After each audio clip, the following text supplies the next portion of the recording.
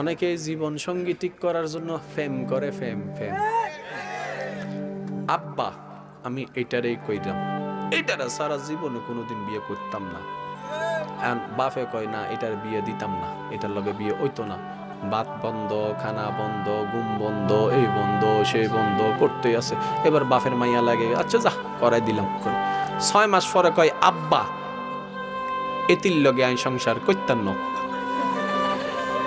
6 মাস আগে কইলি কিতা কই এটারা ছাড়া বাঁচতেন না। 6 মাস আগে বলেছে এটাকে ছাড়া বাঁচবো, আর 6 মাস পরে বলে যে এটার লগে আমি সম্পর্ক রাখবো। ব্যাপার কি? বাছাই যখন আমাদের 50-50 চান্সেস, সঠিকও হতে পারে ভুলও হতে পারে।